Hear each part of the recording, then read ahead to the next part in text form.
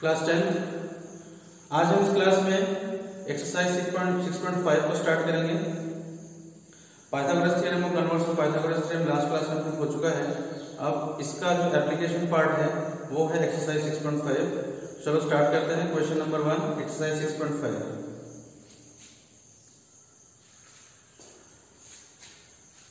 Question number 1, sides of triangles are given below. Determine which of them are right triangles. हमें इसमें 4 parts दिए हुए हैं। हमें हर केस में बताना है कि कौन सा वाला पार्ट राइट एंगल ट्रायंगल के साइड्स है, और अगर कोई राइट एंगल ट्रायंगल है तो उसमें हाइपोटेन्यूज कौन सा होगा, ये अभी हमें बताना है कि हाइपोटेन्यूज का लेंथ कितना है। तो चलो फर्स्ट पार्ट, इसमें जो 3 साइड दिया हुआ है वो है 7 सेंटीमीटर, 24 सेंटीमीटर और 25 सेंटीमीटर। ठीक है, तो अब अगर ये राइट एंगल ट्रायंगल के साइड्स हैं तो इसमें पाइथागोरस थ्योरम अप्लाई होना चाहिए। पाइथागोरस थ्योरम क्या होता है? हाइपोटेन्यूज का square is equal to base का स्क्वायर प्लस परपेंडिकुलर का स्क्वायर, ये होता है पाइथागोरस थ्योरम। और जो साइड दिया होता है उसमें हाइपोटेन्यूज किसको बोलते हैं? जो सबसे लॉन्गेस्ट हो, जो सबसे बड़ा साइड होता है, दैट इज हाइपोटेन्यूज। तो इसमें अगर हम 7, 24 और 25 में देखें तो 25 सबसे बड़ा है, तो हम इसको अगर हाइपोटेन्यूज मान के चले और इसमें पाइथागोरस थ्योरम अप्लाई करें तो हम चेक करेंगे कि क्या इसमें पाइथागोरस थ्योरम अप्लाई होता है। अगर पाइथागोरस थ्योरम अप्लाई हो रहा होगा तो फिर हम कहेंगे कि ये राइट एंगल ट्रायंगल है, और अगर पाइथागोरस थ्योरम अप्लाई नहीं होगा तो फिर ये राइट एंगल ट्रायंगल नहीं होगा।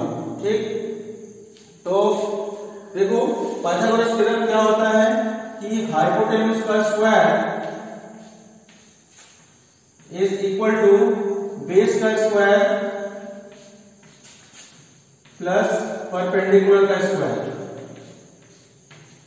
ठीक है, तो अब अगर हम लॉन्गेस्ट साइड जो कि 25 है तो 25 को अगर हमने हाइपोटेन्यूज मान लिया तो 25 का स्क्वायर इज इक्वल टू, अब इसमें बेस और परपेंडिकुलर हम दोनों में से किसी भी एक को मान सकते हैं, अपनी मर्जी है। हम बेस को भी मान ले या तो 7 या फिर 24 को मान ले, कुछ भी मान सकते हैं।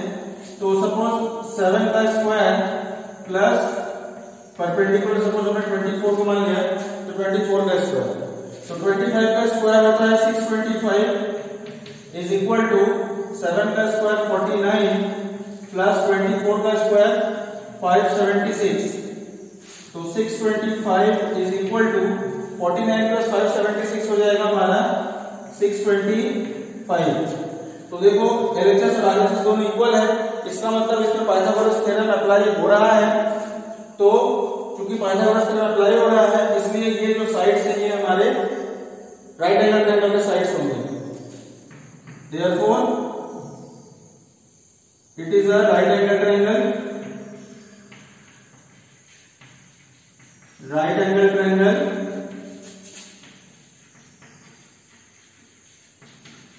और इसका जो हाइपोटेन्यूज होगा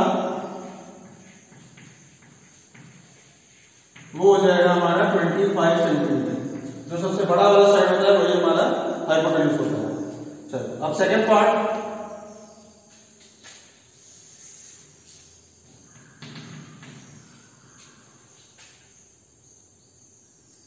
सेकेंड पार्ट में दिया है 3 सेंटीमीटर, 8 सेंटीमीटर और 6 सेंटीमीटर।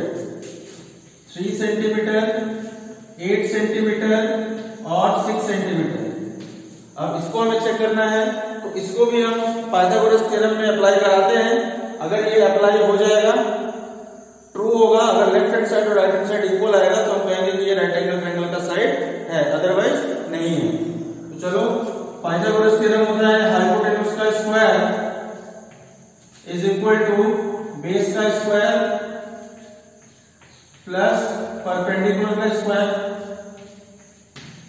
तो अब हाइपोटेन्यूज इसमें से किसको मान सकते हैं? जो सबसे बड़ा हो, यानी कि 8 सेंटीमीटर, तो ये हो जाएगा 8 का square is equal to base, इसी को भी मान लें, सपोज 3 का स्क्वायर प्लस परपेंडिकुलर हो गया हमारा 6 का स्क्वायर, तो ये हो जाएगा 8 का स्क्वायर 64 इज इक्वल टू 3 का स्क्वायर 9 प्लस 6 स्क्वायर 36। तो 64 इज इक्वल टू 9 प्लस 36 यानी कि 45। अब देखो लेफ्ट हैंड साइड हमारा 64 है जबकि राइट हैंड साइड हमारा 45 है, तो दोनों तो इक्वल नहीं हुए।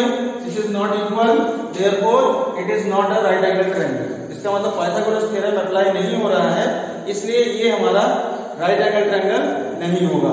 तो यहां पे लिख देंगे it is not a right angle triangle.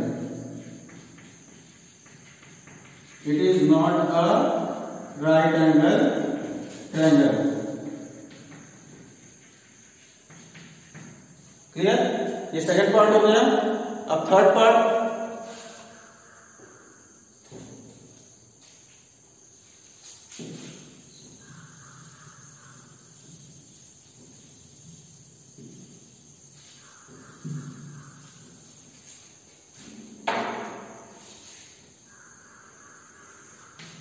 Third part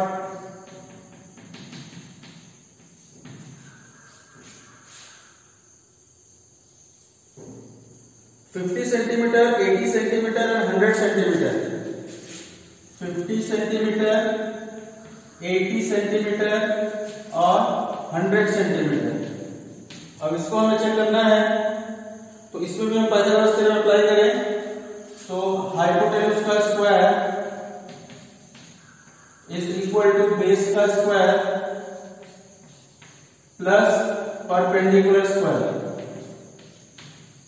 तो हाइपोटेन्यूज में से जो सबसे बड़ा वाला साइड है उसको हाइपोटेन्यूज मान लें। तो 100 का स्क्वायर इज इक्वल टू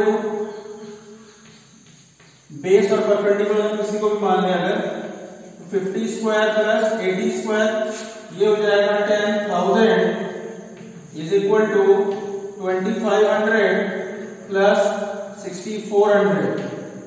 तो 10,000 इज इक्वल टू 64 और 2500 कितना हुआ 8,900। ठीक है, अब यहां भी देख सकते हैं कि ये दोनों इक्वल नहीं है। 10,000 is not equal to 8,900, therefore it is not a right angle triangle. It is not a right angle triangle.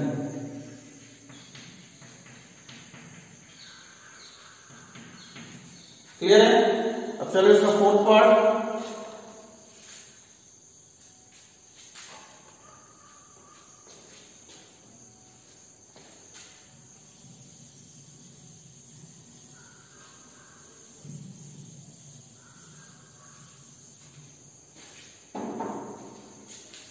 Fourth part, इसमें कौन सा साइड दिया हुआ है? 13 centimetre, 12 centimetre, 5 centimetre. 13 centimetre, 12 centimetre, 5 centimetre. ठीक है, तो अब देखो इसमें भी हम पाइथागोरस थ्योरम लगाएं।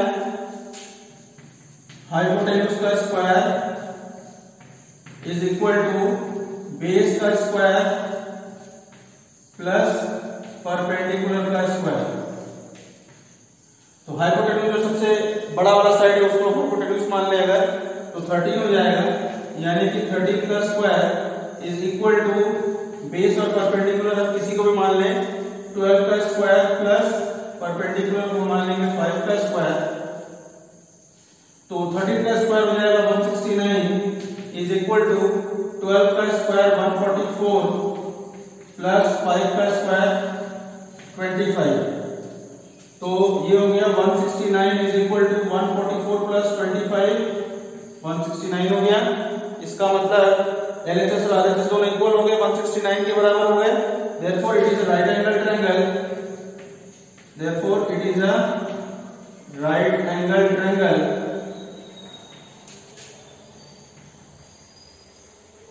और इसका जो हाइपोटेन्यूज होगा, हाइपोटेन्यूज क्या होगा भाई? जो लॉन्गेस्ट साइड है यानी कि 13 सेंटीमीटर। ठीक है, ये हो गया हमारा क्वेश्चन नंबर 1। अब चलो नेक्स्ट क्वेश्चन नंबर 2।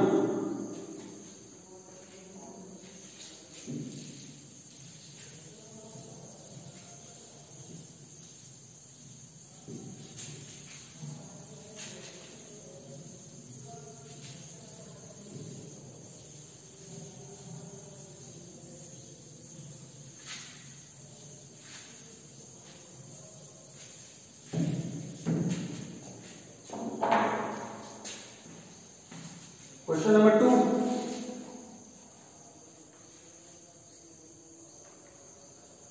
इसमें दिया है कि P Q R is a triangle right angle at P Q R एक ट्रायंगल है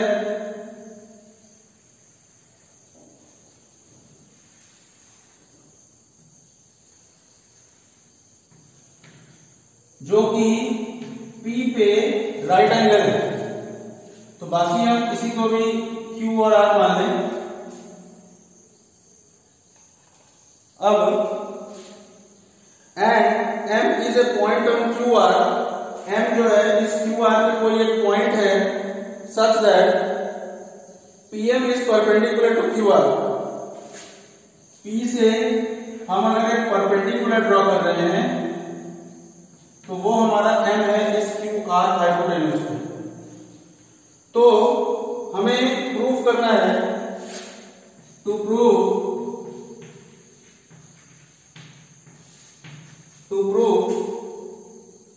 PM square is equal to QM into MR, QM into MR। ठीक है, ये हमें प्रूफ करना है। तो इसके लिए देखो क्या करें प्रूफ में।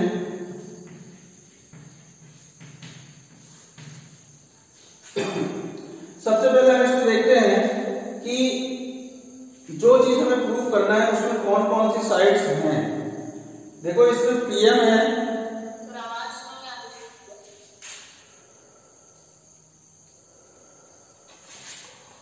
आवाज सबको आ रही है, बाकी सबको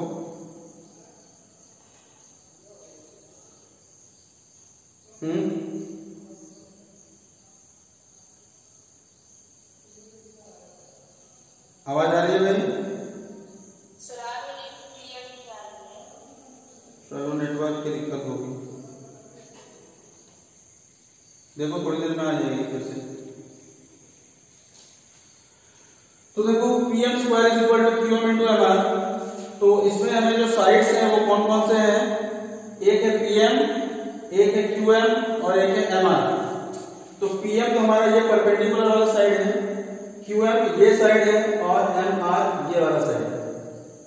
तो हम उन दोनों ट्रायंगल्स को लेंगे इसको प्रूफ करने के लिए जिसमें ये तीन साइड्स इन्वॉल्व हों, यानी कि PM, QM और MR।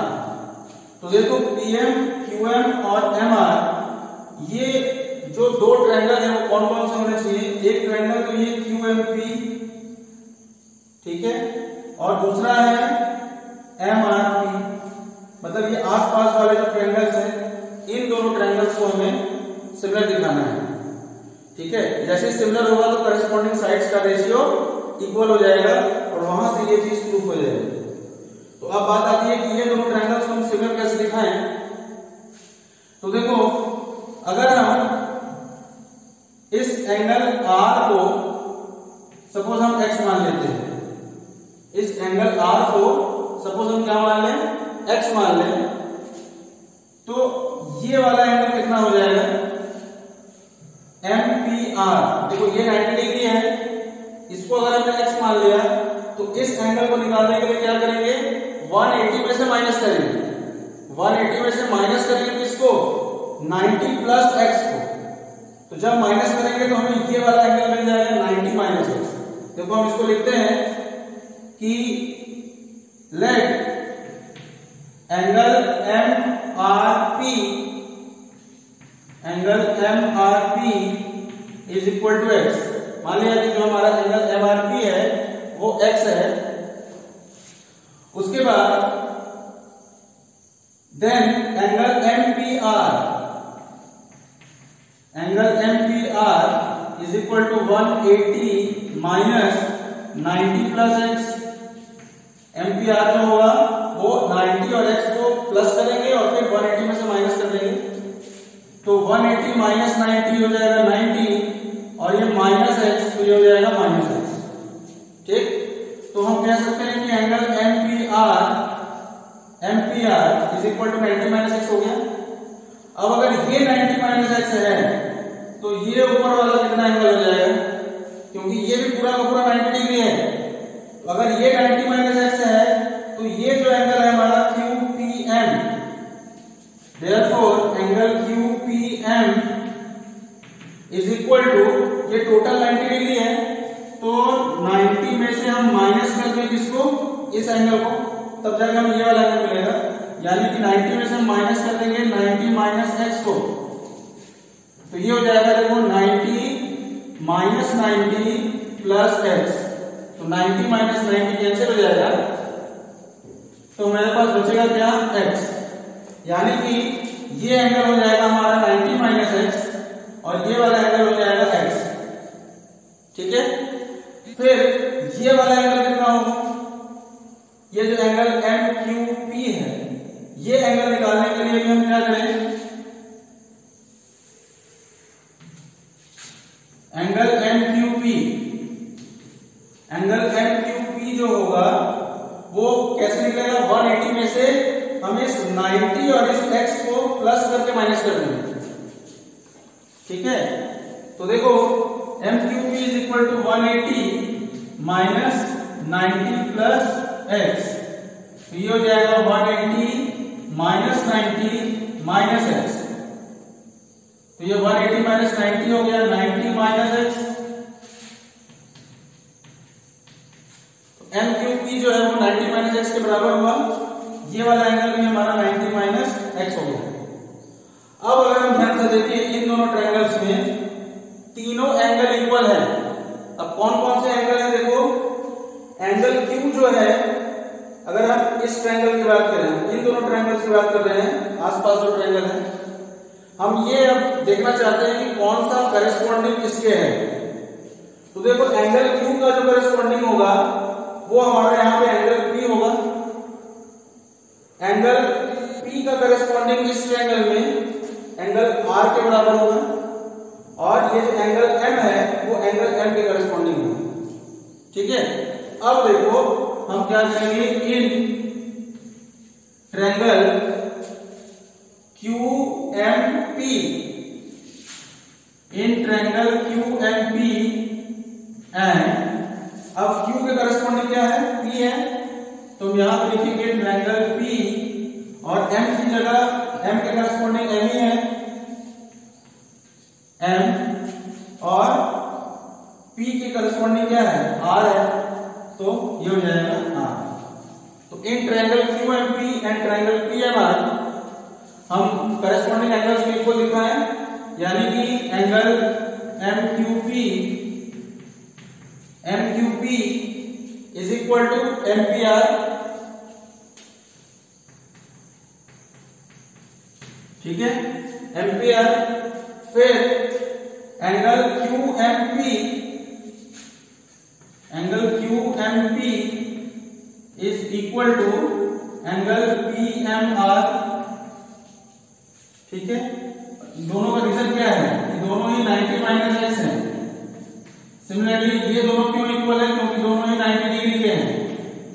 इसके अलावा ये जो QPM है, एंगल QPM इक्वल होगा एंगल P, फिर P के करस्पॉन्डिंग क्या है, R, ये PR और M के करस्पॉन्डिंग M, और ये दोनों क्यों इक्वल है भाई, क्योंकि ये दोनों x है। ठीक, therefore by angle rule of similarity triangle QMP is similar to triangle PMR। ठीक, अब जैसे ये दोनों ट्रायंगल सिमिलर हो गए तो बाय CPST करस्पॉन्डिंग साइड्स का जो रेशियो है वो हमारा इक्वल हो जाएगा, यानी कि QM अपॉन, देखो QM तो करस्पॉन्डिंग साइड होगा PM। अब देखो भाई हमें यहाँ पे PM स्क्वायर चाहिए, तो अब हम इस ट्रायंगल में किसको ले, PM, यानी कि MP, सेकंड और थर्ड, PM अपॉन इधर सेकंड और थर्ड क्या होगा, MR। ठीक, अब क्रॉस मल्टीप्लाई अगर हम कर दें तो PM इंटू PM स्क्वायर हो जाएगा is equal to QM into MR।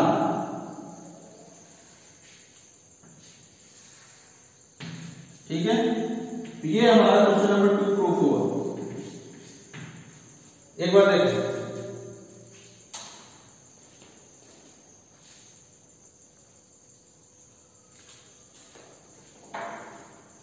अब चलो next question number 3।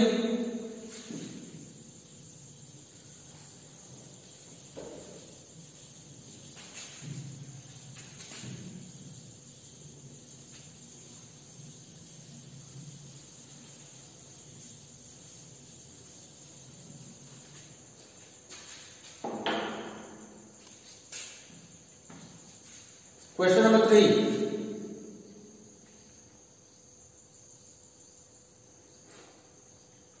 In figure 6.53, तो पहले हम फिगर 6.53 को ड्रॉ कर लें।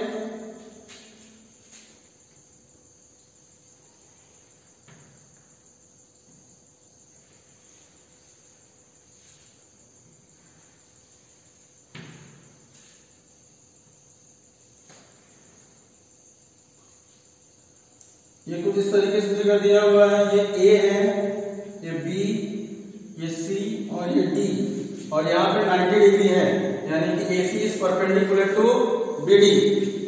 तो अब क्वेश्चन पढ़ते हैं कि in this figure ABD is a triangle right angle at A। ABD is a triangle right angle at A, यानी कि A में जो है वो राइट एंगल है। फिर and AC is perpendicular to BD, ये जो AC है वो BD के परपेंडिकुलर है। तो शो दैट, इसमें देखो 3 पार्ट है। टू प्रूव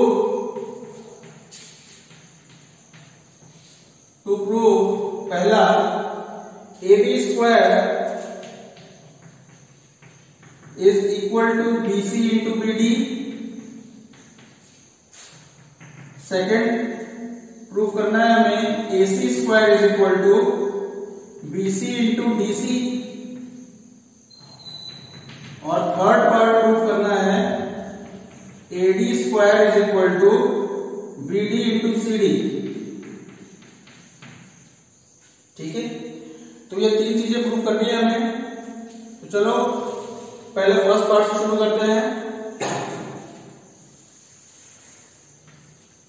फर्स्ट पार्ट,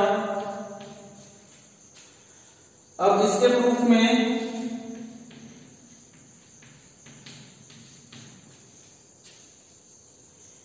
हमें ये देखना है कि जो चीज हमें प्रूफ करना है उसमें कौन कौन सी साइड्स इन्वॉल्व है।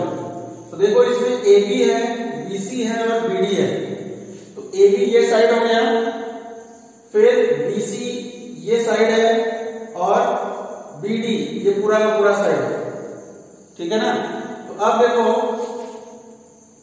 AB, BC और BD ये तीनों जो ट्रायंगल है, ये तीनों जो साइड्स हैं, ये किन 2 ट्रायंगल्स में आ रही हैं।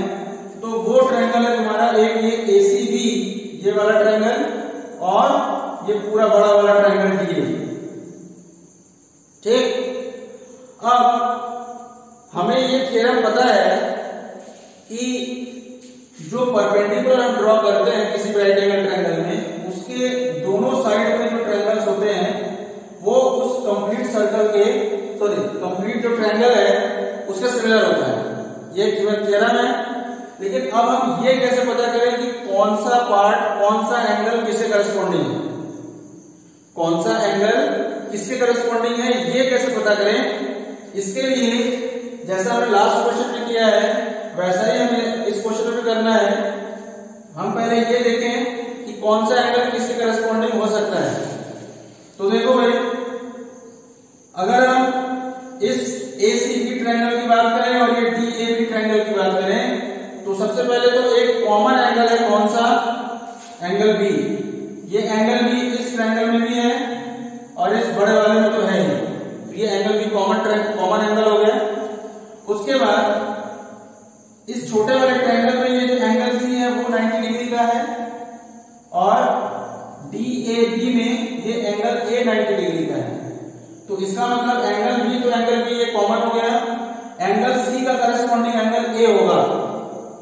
पता चल गया। इसका मतलब जो बाकी वाला एंगल बचा, यानी कि ये जो एंगल ए है वो किसके करस्पॉन्डिंग होगा, एंगल डी के। क्लियर? तो अब हम लिखेंगे कि in triangle B C A, in triangle B C A and triangle, अब बी के करस्पॉन्डिंग तो बड़े वाले ट्रायंगल में भी बी ही है और सी के करस्पॉन्डिंग ए है, तो ये हो जाएगा बी ए और कौन सा बच गया, डी। तो ये हमारे करस्पॉन्डिंग एंगल्स के हिसाब से एडजस्ट किया गया है। तो हम यहां पे देख सकते हैं कि बीसी का जो करस्पॉन्डिंग साइड होगा वो AB होगा, AB या फिर BA जो भी बोलो। फिर CA का करस्पॉन्डिंग साइड AD होगा और BA का करस्पॉन्डिंग साइड BD होगा। ठीक है? तो अब हम इसमें सिंपल एक दिखा दें कि ये सिमिलर है, तो सिमिलर के लिए एंगल्स को इक्वल दिखा दें, यानी कि angle CBA, angle CBA is equal to angle ABD, angle ABD। ये क्यों इक्वल है भाई, क्योंकि ये कॉमन है। ठीक है? इसके बाद दूसरा एंगल कौन सा है, ये 90 डिग्री वाला, यानी कि BCA, angle BCA is equal to angle B। अब इसका 90 डिग्री तो हमारा A है, तो BAD, और ये क्यों इक्वल है, क्योंकि ये 90 डिग्री है। तो इसका मतलब दो एंगल्स हमें मिल गए इक्वल।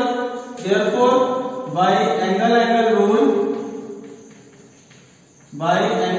रूल हम क्या कह सकते हैं कि triangle BCA is similar to triangle BAD। Clear? अब जब ये दोनों ट्रायंगल सिमिलर हो गए तो ये करस्पॉन्डिंग साइड्स का रेशियो इक्वल होगा। तो अब हम उन्हीं साइड्स को लेंगे जिसमें AB आता हो। तो AB देखो, इसमें पहले और तीसरे वाले में मिला के आएगा, यानी कि ये BA है, इसको हम AB लिखते हैं। अगर AB अपॉन यहां पे भी पहला और तीसरा उसका करस्पॉन्डिंग होगा, तो AB upon BD is equal to, अब देखो हमें AB स्क्वायर चाहिए, तो AB स्क्वायर के लिए यहां पे जो AB होना चाहिए तभी तो क्रॉस मल्टीप्लाई होकर AB स्क्वायर देगा। तो अगर हम यहां से AB ले रहे हैं तो ये AB हमारा सेकंड ट्रायंगल का है, इसका मतलब पहला और दूसरा, तो इसके करस्पॉन्डिंग यहां पे क्या होगा, पहला और दूसरा BC। ठीक है? तो बस अब हम इसको क्रॉस मल्टीप्लाई अगर कर दें तो AB इंटू AB हो जाएगा, AB square is equal to BC into BD, BC into BD। ये हो जाएगा हमारा फर्स्ट का proof, AB square is equal to BC into BD। Clear?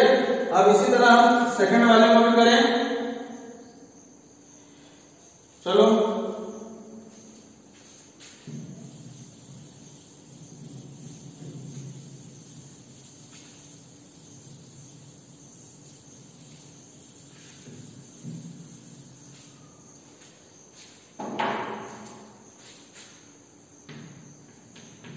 Second का प्रूफ। सेकंड में हमें AC स्क्वायर चाहिए, BC चाहिए और DC चाहिए। तो AC स्क्वायर ये परपेंडिकुलर हुआ, BC ये साइड हुआ और DC ये साइड हुआ। तो अब हमें ये पता करना है कि ये दोनों साइड्स किन दोनों ट्रायंगल्स में आ रहे हैं। एक ये ACB, दूसरा है ये ACD। ठीक है? तो अब हमें इन दोनों ट्रायंगल्स को सिमिलर दिखाना है और सिमिलर दिखा के करस्पॉन्डिंग साइड्स का रेशियो इक्वल करना है। तो अब इन दोनों को सिमिलर दिखाने के लिए हम पहले ये निकालें कि कौन से दो एंगल्स इक्वल है। तो देखो, अगर हम सपोज इस एंगल B को x मान लेते हैं और ये एंगल तो 90 डिग्री है, इसका मतलब ये वाला एंगल अपने आप 90 माइनस x हो जाएगा, जैसा हमने क्वेश्चन नंबर 2 में किया था अभी। ठीक है? अब इसी तरह अगर ये 90 माइनस x है तो ये एंगल कितना होगा, क्योंकि टोटल 90 है तो ये एंगल x हो जाएगा। क्लियर?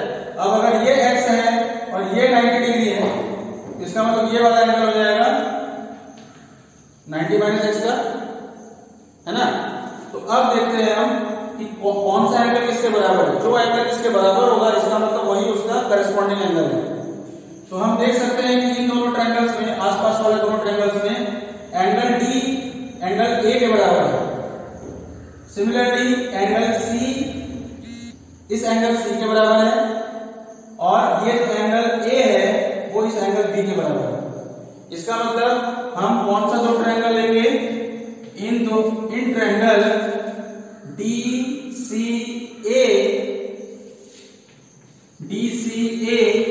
एंड ट्रायंगल डी के करस्पॉन्डिंग क्या था भाई, ए, और सी के करस्पॉन्डिंग तो सी ही है।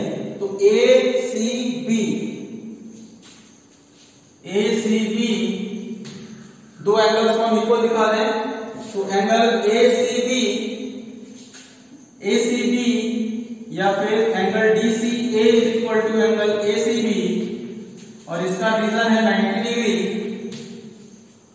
इसके अलावा एंगल सी बी ए या फिर angle C D A is equal to angle, यहां पे भी सी होगा, सी और डी के करस्पॉन्डिंग है ए, तो सी ए बी। और रीजन क्या है इसका, रीजन है इसका दोनों 90 माइनस एक्स है। Therefore, by angle similarity, triangle DCA is similar to triangle ACB। और जैसे ये दोनों ट्रायंगल सिमिलर हुए तो करस्पॉन्डिंग साइड्स का रेशियो इक्वल होगा। तो हमें उसी करस्पॉन्डिंग साइड को लेना है जिसमें AC आता है, क्योंकि हमें AC स्क्वायर चाहिए। तो देखो AC इसका मतलब सेकंड और थर्ड अपॉन इस ट्रायंगल का सेकंड और थर्ड है CB, इसको हम BC लिखते हैं, BC या फिर CB कुछ भी लिख सकते हैं, इज इक्वल टू, अब देखो हमें AC स्क्वायर चाहिए तो इसका मतलब यहां पे AC होना चाहिए। इसका मतलब हमने पहले और सेकंड को लिया है, फर्स्ट और सेकंड को, तो इस ट्रायंगल का फर्स्ट और सेकंड क्या है, CD, मतलब DC है या फिर CD। ठीक है, देखो प्रूफ में DC लिखा है तो चलो CD की जगह हम DC लिख देते हैं। तो अब क्रॉस मल्टीप्लाई अगर हम करें तो AC इंटू AC हो जाएगा, AC square is equal to BC into DC। तो ये हमारा सेकंड पार्ट प्रूफ हो गया। ठीक है, अब एक बचता है थर्ड पार्ट, चलो उसको भी देख लेते हैं।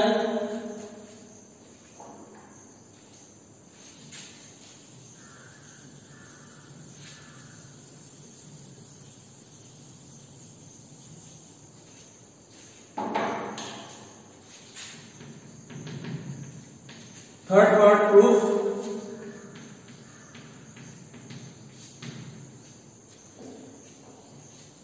AD square is equal to BD into CD। तो इसमें हमें AD है, BD है और CD है। तो देखो AD हमारा ये साइड हो गया, फिर BD हमारा ये बड़ा वाला साइड हो गया और CD ये छोटा वाला साइड है। तो ये जो दोनों साइड्स हैं, ये सारे जो तीनों साइड्स हैं वो किन दो ट्रायंगल्स में आ रहे हैं। एक ये ट्रायंगल है ACD में और एक इस बड़े वाले ट्रायंगल में। तो हमें इन दोनों ट्रायंगल्स को सिमिलर दिखाना है और ये तो थ्योरम में पता है, थ्योरम 6.7 से ये ट्रायंगल भी दोनों भी सिमिलर होंगे, लेकिन कौन किसके करस्पॉन्डिंग है उसके लिए हम एंगल से ही फाइंड करते हैं। तो देखो अगर हम इस फिगर को दोबारा बनाएं,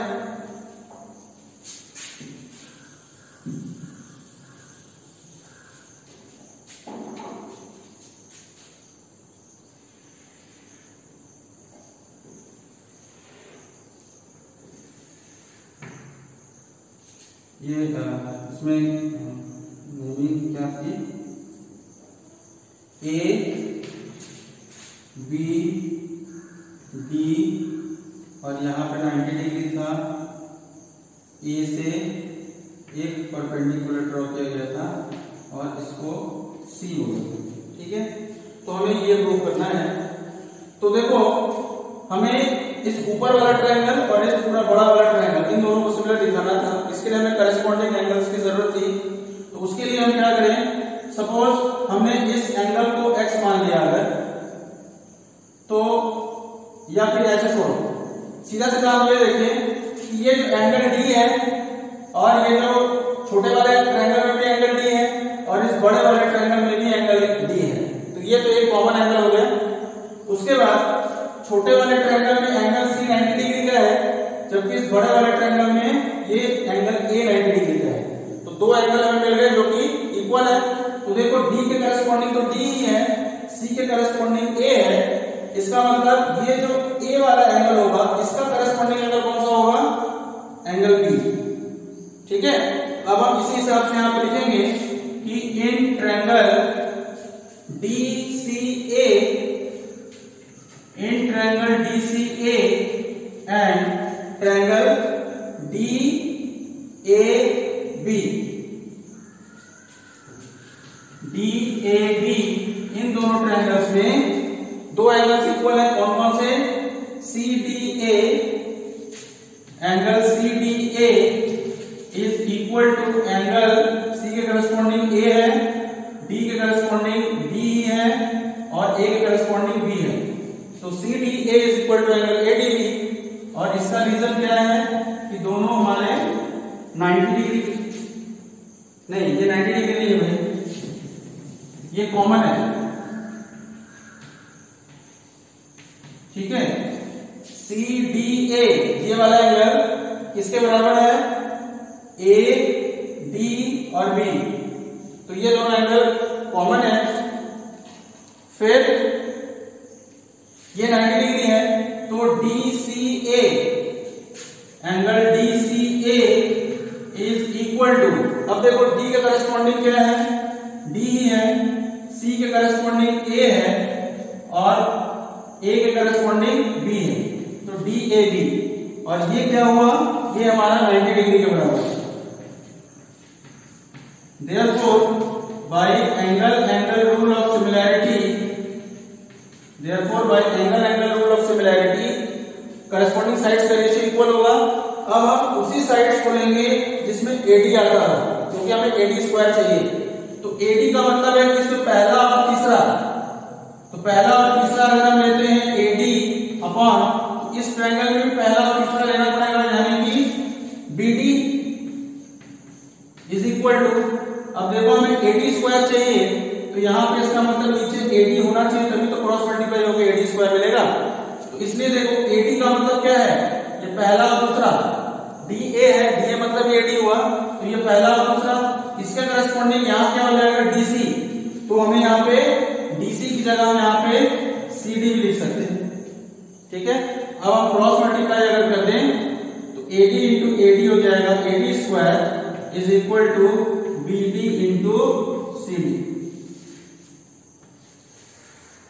ठीक है, तो ये हमारा क्वेश्चन नंबर 3 का हो गया, तीनों पार्ट सॉल्व हो गया। अब आज क्लास में इतना ही रहेगा। अब नेक्स्ट क्लास में हम इसके आगे सॉल्व करेंगे, क्वेश्चन नंबर 4 से स्टार्ट करेंगे। ठीक है, और